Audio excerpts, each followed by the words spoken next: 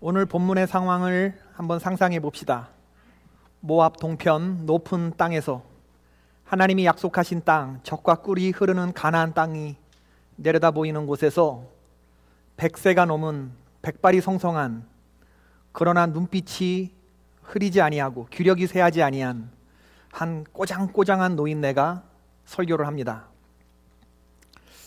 이 말씀을 누가 듣는가? 이스라엘의 60만 장정들, 그리고 여자와 어린아이들까지 그 언덕에 200만 명이 앉아서 이 꼬장꼬장하게 말씀하시는 이 노인의 이야기에 경청합니다. 이 듣는 사람들 대부분은 광야 세대입니다. 하나님이 이집트에서 바로왕에게 어떤 재앙을 가져다 주었는지, 당신의 백성들을 어떻게 그 압제에서 해방시키셨는지, 출애굽의 역사가 어떻게 이루어졌는지, 그리고 홍해 바다가 어떻게 갈라졌는지를 알지 못하는, 기억을 해도 기억이 가물가물한 광야 2세대들입니다. 그들 앞에서 지나온 모든 시간을 생생하게 기억하는 모세가 이제 그 백성들에게 이야기를 하는 거예요. 광야에서도 너희가 당하였거니와, 지금 이제 40년의 광야 생활을 갓 빠져나왔거든요. 이제 저 아래 내려다 보이는 요단강만 건너면 지금 이스라엘 땅, 하나님이 약속하신 젖과 꿀이 흐르는 땅, 그 땅이 보이는 거거든요. 지나온 광야 시간을 정리하는 거예요. 광야에서도 너희가 당하였거니와, 아버지가 아들을 낳는 것 같이 너희의 걸어온 길에서 하나님이 너희를 안으사 이곳까지 이르게 하셨다. 모세는 지난 광야의 여정을 고난의 통로로만 보지 아니하고 은혜의 길로 보는 그런 영적인 눈이 있었죠. 광야는 어떤 곳입니까? 아무것도 없고 거칠고 황량하고, 그리고 두려운, 불뱀과 전갈이 출몰하는 그런 위험한 곳이기도 하죠. 그런데 그 기간에 하나님께서 우리를 아버지가 아들을 낳는 것 같이 안아주셔서 이곳까지 옮겨주셨다고 고백하는 거예요. 그 앞에 30절에 보면 마치 삼국지에 보면요, 싸움 잘하는 장수가 갑옷 안에 자기의 아들을 딱 안고 천으로, 광목천으로 두르고, 그리고 말을 타고 싸우면서 나가듯이, 그렇게 하나님께서 이스라엘 백성들을 안아주셔서 아말렉과의 싸움에서도 해를 받지 않게 해주셨고 하나님이 다 지켜주셨다, 이런 고백을 지금 모세가 하는 거죠. 광야는 많은 것이 부족한데 그 부족할 때마다 하나님께 기도했을 때, 배고프면 하나님이 하늘에서 뭘 내려다 주셨죠? 하늘에서 내려온 음식, 만나. 그 다음에 배가 목이 마르면 반석에서 시원한 생수가 나오게 해주셨고, 고기가 먹고 싶으면 그럼 메추라기를 몰아다가 먹어주셨다는 거예요. 낮에는 구름 기둥과 밤에는 불 기둥으로, 광야는 어디로 가야 할지 모를 그럴 길인데 하나님께서 갈 길을 구름 기둥과 불 기둥으로 인도해 주셨다. 이 40년의 시간 동안에 광야에 세탁소도 없었는데, 그들의 옷이, 의복이 헤어지지도 않고, 광야엔 신발 가게도 없는데, 발이 해지지도 않고 신발이 해지지도 아니하고, 광야엔 병원도 없는데 그 발이 부르트지 않도록 하나님께서 우리를 이곳까지 인도해 주셨다. 이런 사실을 모세가 마음에 종합하고 보니, 하나님은 어떤 분이시냐? 하나님은 자식을 품에 안는 것처럼 우리를 안아주시는 하나님이다. 안아주시는 하나님이다. 이렇게 고백이 되는 거죠. 구약에서, 성경에서 하나님을 아버지라고 제일 먼저 부른 사람이 누굽니까? 지금 말씀의 맥락상 누구를 얘기하고 있습니까? 모세인데 어떤 분이 아브라함. 제가 봤어요. 누군지는 얘기 안 합니다. 구약에서 하나님을 아버지라고 부른 최초의 사람이 누구냐? 숨도 안 쉬고 이러는데, 모세. 옛날을 기억하라, 역대의 연대를 기억하라. 내 아버지에게 물으라, 그가 너에게 설명할 것이요, 내 어른들에게 물어라, 그들이 너에게 대답할 것이로다. 여호와는 내 아버지시요, 너를 지으신 이가 아니시냐? 그가 너를 만드시고 너를 세우셨도다. 신명기 32장 6절에서 하나님이 백성들에게 질문하는 거예요. 하나님이 누구시냐? 하나님이 너희의 아버지가 아니시냐? 너를 지으신 이가 아니시냐? 그가 너를 만드시고 그가 너를 세우시고 안아주시는 분이셨다. 33장 27절에도 보면 영원하신 하나님이 내 처소가 되시나니 그의 영원하신 팔이 내 아래에 있도다. 상상해 보세요. 영원하신 하나님이 너의 처소가 된대, 너의 집이 된대요. 너의 고향이 된대, 너의 안식처가 된대요. 하나님께서 우리가 거할 안전한 집이 되신다, 처소가 되신다. 그의 영원하신 팔이 우리의 몸 아래에 있다. 얼마나 감사한 말씀인지 모르는데, 하나님의 영원한 팔이 내 안에 있고 하나님이 나의 영원히 거할 처소가 되신다고 믿는 분들만 아멘 하십시다. 진실로 하나님의 크신 팔이 여러분 밑에서 여러분을 안고 계시고 나를 안아서 이곳까지 인도해 주셨다고 올 한 해 고백할 수 있는 분들 더 크게 아멘 하십시다. 하나님은 우리에게 안식처가 되어주시는 분, 우리를 안아주시는 그런 분이시죠. 우리가 살고 있는 세상은요, 이스라엘이 통과한 세상보다 훨씬 더 살아내기가 어렵고 그리고 거칠고 황량한 광야가 아닙니까? 온갖 위험이 도사리는 이곳, 예측할 수 없는 미지의 길, 그리고 지루하고 외롭죠. 고독하죠. 캠브리지 대학의 맥그레스 교수가 한 말, 인생이 무엇이냐? 인생은 잠깐 즐기려고 집에서 나온 산책길인 줄 알았는데 막상 닥쳐보니 마음에 준비하지도 않고 맞이한 마라톤 레이스와 같다. 철모르던 어린 시절에는 세상이 아름답게만 보였습니다. 산책길인 줄 알았어요. 그런데 하루 이틀 살아보고 인생을 살아보니까 이게 토할 것 같고 다리에서 경련이 나고 멈출 수 없는 마라톤 레이스와 같은 그러한 고독하고 지루하고 힘든 길, 그게 인생이라는 거죠. 여러분이 엄청난 이 마라톤 레이스에서 얼마나 많은 이 인생길에서 사람들이 쓰러지는지 몰라요. 얼마나 많은 사람들이 상처받고 얼마나 많은 사람들이 인생길에서 눈물을 흘리는지 모릅니다. 우리가 가는 인생길이 그렇죠. 고독하고 힘들고 어렵고. 올해 좋은 생각 12호로 잡지에서 실린 이야기를 봤는데, 김철권이라고 하는 그 정신과 닥터가 있습니다. 그분이 이 좋은 생각 12호로에 글을 썼어요. 한 번은 40대 남자가 자기의 병원을 찾아왔다는 겁니다. 토요일 오후에 아내와 아들, 딸, 네 가족이 백화점을 찾았는데 갑작스럽게 그 백화점 바닥에서 호흡곤란 증세를 느껴요. 현기증을 느끼고 그리고 바닥에 쓰러집니다. 병원에 실려와서, 구급차에 실려서 병원에 실려와서 내과를 거쳐서 정신과로 트랜스퍼가 됐는데 증상을 물어보니까 죽을 것 같은 공포심, 그리고 심한 호흡곤란, 현기증, 불안, 이런 게 확 밀려왔다가 다시 썰물 빠지듯이 쫙 나갔다는 거예요. 이 얘기를 들으면서 닥터는 전형적인 공황 발작인 것을 압니다. 왜 이런 증상이 나타나는가? 죽을 것 같은 공황 발작. 그래서 약을 6개월치를 처방을 하면서 병원에 내원하면서 그 원인을 알아보는데 6개월 후에 내가 원인을 알아냈어요. 박사님, 내가 원인을 알아냈어요.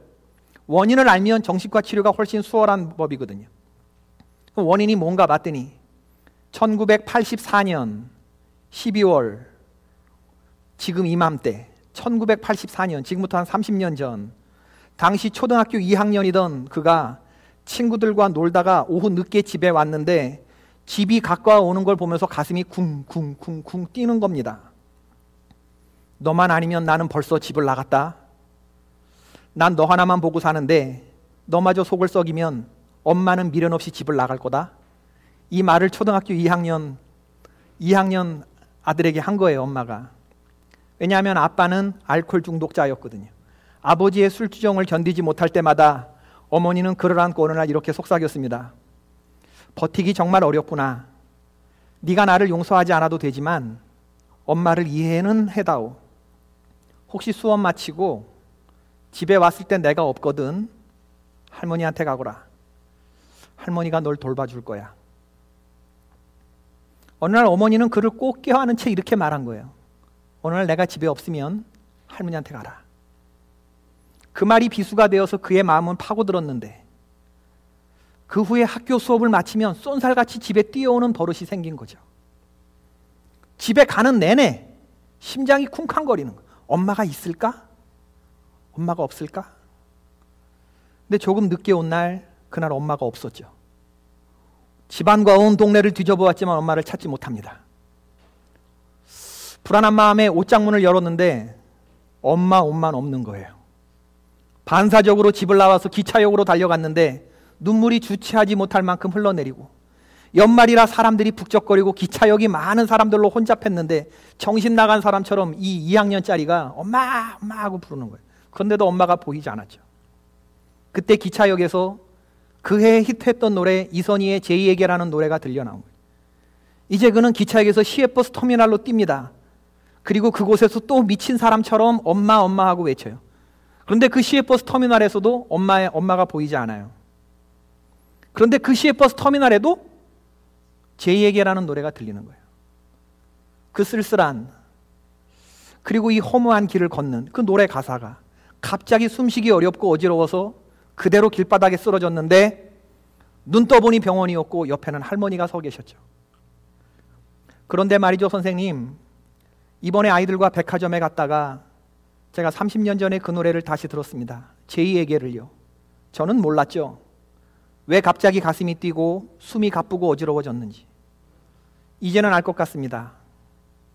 그러면서 소파에 얼굴을 묻고 펑펑 흐느끼기 시작했다는 거죠. 어머니를 용서할 수 없습니다. 저는 죽는 날까지 엄마를 용서할 수 없어요. 이분을 치료하면서 정신과 닥터 이 김철권 교수가 이렇게 말합니다. 사람은 누구나 상처를 안고 살아간다. 단지 그 상처의 넓이와 깊이가 저마다 다를 뿐이다. 상처가 없는 사람은 이 세상에 없다. 단지 상처가 없는 척할 뿐이다. 오늘도 사람들의 상처가 말하는 수많은 내면의 소리를 듣는다. 몸속 깊숙이, 의식 저 너머에 깊숙이 숨어버린 상처가 생각으로, 감정으로, 행동으로 교묘하게 그 모습을 드러낸다.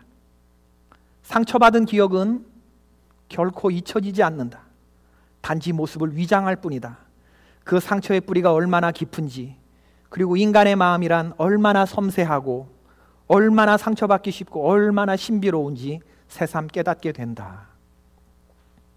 여기까지가 정신과 닥터가 하는 얘기죠. 해결되지 않은 상처들, 해결되지 않은 쓴뿌리들이, 그 과거의 경험이 오늘 현재 우리의 발목을 잡고 현재를 못 살게, 그리고 미래를 옥죄고 있습니다. 그러나 여러분, 저는 분명히 믿는 게 있는 게, 사람 앞에서는 해결책이 없어도 우리 하나님 앞에 나오면 해결책이 있다고 저는 확신합니다. 사람들이 저마다 감추고 있는 상처로 치자면 여러분, 모세가 받은 상처도 만만치 않아요. 출애굽기를 한번 읽어보세요. 그의 인생이, 그의 출생이 얼마나 위험했습니까? 그는 죽을 뻔했어요, 아기 때. 그의 성장이 얼마나 고독했습니까? 미디안 광야에서. 말년에 그가 사람들로부터 얼마나 많은 시달림을 받았습니까? 얼마나 사람들의 들볶였어요.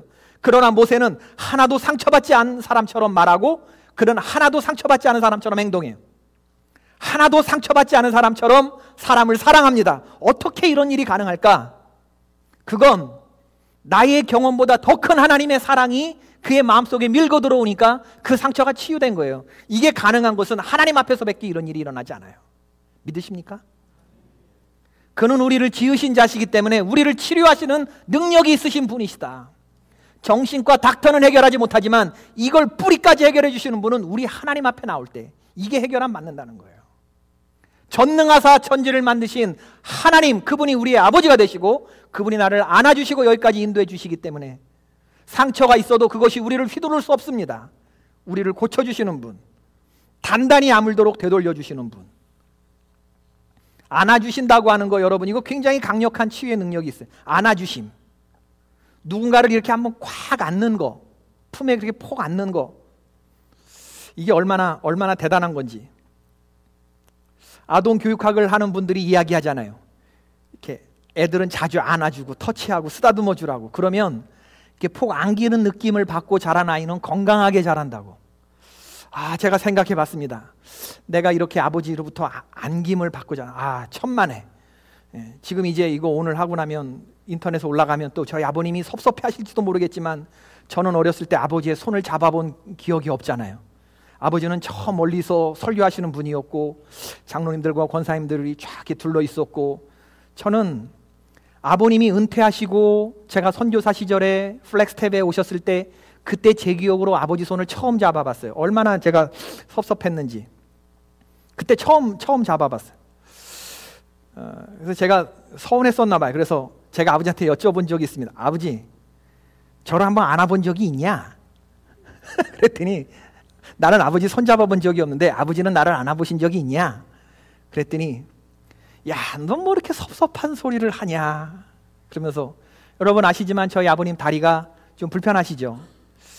그런데 그 아버지가 어느 날 제가 아기 때 급체를 했는지 뭘 잘못 먹었는지 얼굴이 하얗게 까무러쳐서 막 그 뒤로 넘어가더래요. 근데 여러분 제가 등치가 있잖아요. 우리 아버지가 그 불편하신 다리로 들고 뛸 수가 없는데 엄마도 없는 그 시점에 아버님이 놀라신 것 같아요. 내가 너를 안고 병원으로 들고 뛰는데 이렇게 때문에 네가 까무러져 죽어가더라는 거예요. 그래서 설탕물을 들고 설탕물을 숟가락으로 입에다가 먹이면서 그러고 병원으로 갔다.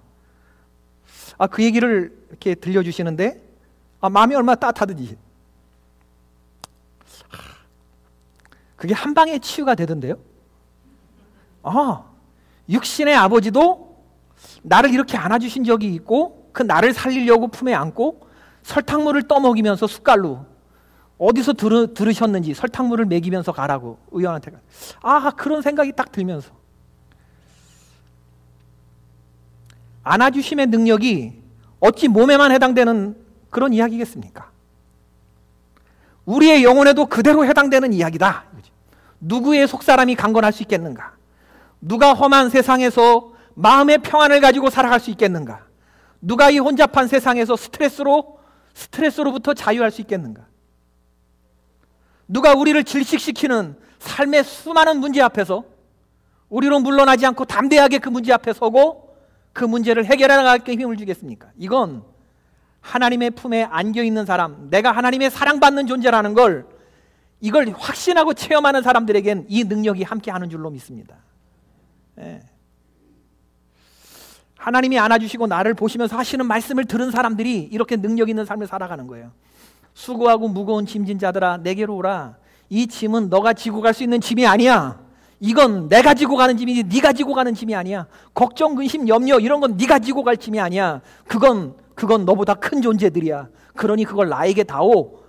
하나님이 그렇게 속삭이심을 듣고 그대로 묵상하고 그대로 살아가는 사람, 염려, 근심, 걱정 다 맡기고 주님 주시는 쉽고 가벼운 명예를 메고 가는 사람, 이런 사람들이 이 혼잡한 광야 같은 세상에서 이기고 설 수 있는 하나님의 사람들이죠. 우리가 험난한 광야길에서 그런 노래를 부르지 않았습니까? 우리 앞에서 우리의 아버지의 아버지, 그 아버지의 아버지, 그 믿음의 수많은 열조들이 불렀던 노래. 태산을 넘어 험곡에 가도 빛 가운데로 걸어가면 주께서 항상 지키시기로 약속한 말씀 변치 않네. 할렐루야. 주의 친절한 팔에 안기세 우리 마음이 평안하리니 항상 기쁘고 복이 되겠네. 영원하신 팔에 안기세. 주 안에 있는 나에게 딴 근심이 있으랴. 걱정 근심이 많이 진 자 누구인가? 피난처는 우리 예수 주께 기도드리세. 세상 친구 멸시하고 너를 조롱하여도 그 다음 뭐예요? 예수 품에 안기어서 참된 이로 받겠네. 험한 시험물 속에서 나를 건져주시고 노한 풍랑 지나도록 나를 섬겨주소서. 주여 나를 돌아보사. 그 다음 뭐예요? 제가 죄송합니다. 첫음을 잘못 잡아서. 고이 품어주시고 험한 풍파 지나도록 나를 숨겨주소서. 이게 다 하나님의 한결같이 안아주시는 사랑을 염원하며 불렀던 노래들이에요. 이게 다 그 크신 팔에 안기자, 예수 품에 안기자, 주님 나를 품어달라, 이 험한 풍파 지나도록 나를 숨겨달라, 주님 바위 밑에 나를 숨겨달라. 우리가 그런 찬송을 하는 거란 말이죠. 오늘 본문은요, 한국의 유명한 목사님 가운데 옥하는 목사님이라고 계시는데 돌아가셨죠. 이분이 맨 마지막에 큰 폐암 대수술을 하시고 돌아가시면서 이 하나님의 안아주심을 경험하고 마지막 책을 쓰셨는데 그 책 제목이 안아주심. 제가 지나온 4년 동안 이렇게 보면서 하나님 앞에 지나온 시간들을 돌아보게 되고 이게 하나님의 또한 안아주심이었다, 그런 고백을 하게 돼요. 하나님의 안아주심. 그리고 우리 사랑하는 성도들이 이 하나님의 자식이 아버지 품에 안긴 것 같이 그렇게 포근하고 푸근한 그런 이 사랑들을 한번 좀 느껴봤으면 좋겠다, 그런 생각을 하는 거죠. 이게 신앙생활의 출발이기 때문에. 올해 표어가 죽게 가까이 더 가까이인데, 아주 최고로 가까이 가면 어떻게 되는 거냐면 이게 안긴단 말이에요. 하나님이 여러분을 한 번에 한 사람씩 꼭 안아주실 줄로 믿습니다. 이 사랑을 맛봐야 되는 거예요, 여러분. 하나님이 안아주시는 사랑을 한 번에 하나씩, 한 번에 한 놈씩. 하나님이 자식이 많지만 한 번에 한 놈씩 하나님이 꼭 안아주면서, 야, 너 사랑해? 넌 내가 너를 지었어? 수고하고 무거운 짐 다 나한테 맡기는 거야? 이제 담대히 서는 거야? 한 번도 상처받지 않은 사람처럼 넌 다시 서는 거야? 이런 이 안아주심을 경험하면 참 좋겠다. 그리고 오늘 시간이 앞으로 우리가 갈 길이 멀기 때문에 성탄 선교 찬양 연습도 해야 되고, 성탄 축하 찬양도 연습해야 되고, 또 우리가 이제 또 당회도 해야 되고, 그래서 제가 진짜 더 하고 싶었던 얘기는, 하나님의 안아주심을 경험하고 난 다음은 그 다음에 거기서만 멈추는 게 아니라 하나 더 나가야 돼요. 그건 안고 가심. 안고 가심으로 내가 받은 그 사랑과 그 느낌을 그대로를 가지고 우리가 이제 누군가를 안고 가야 된다, 그 얘기를 하고 싶었어요. 푸근한 마음으로 빙그레 웃는 얼굴로 우리가 그 하나님의 사랑을 받았다면 이제는 다른 사람을 안아주고 가야 되지 않을까. 우리를 향한 하나님의 기대가 그래요. 우리가 은혜 받고 거기서 그치는 것이 아니라 그 사랑으로 누군가를 안아주는 사람이 되기를 원하시죠. 넌 나를 따라와라. 내가 너로 사람 낚는 어부가 되게 하리라. 예수님이 베드로를 부르셨어요. 그리고 십자가 달려 돌아가시기 전에 그 시원찮은 베드로에게 다시 한번, 시몬아, 사탄이 너를 밀가부로도 타려고 너를 요구했지만 그러나 내가 너를 위하여 네 믿음이 떨어지지 않기를 기도하였노니 너는 잠시 흔들리겠지, 나를 배신하겠지. 그러나 돌이킨 후에 내 형제를 굳게 해라. 누가복음 22장 31절에 예수님 그런 말씀하셔요. 그리고 부활한 다음에 다시 낙심해서 갈릴리 바닷가로 가 있는, 나 물고기 잡으러 간다고 돌아간 그 베드로를 다시 찾아가서 예수님 뭐라 그러냐면, 너 나를 사랑하느냐? 나를 사랑하느냐? 내 양을 치라. 하나님 우리를 안아주시는 분이지만 그 안아주시는 사랑을 깨달은 사람은요, 반드시 그 다음에 한 걸음 더 나간다. 제대로 하나님을 만난 사람은 한 걸음 더 나가요. 왜 하나님이 나로 하여금 이 사랑을 경험케 하시는가? 그건 나의 문제만 해결하려고 하는 게 아니라 내 주변에 그러한 사람들을 안아주기 위해서, 위로하라고 하나님 나를 그런 사람으로 부르신 거예요. 그래서 이 음성에 반응하는 사람들은요, 일어나게 되어 있습니다. 사람을 상대하는 거, 하나님의 양들을 관리하고 돌보는 거, 이게 얼마나 헥틱잡이에요. 이게 얼마나 힘든 일이에요. 얼마나 이게 스트레스풀한 일입니까?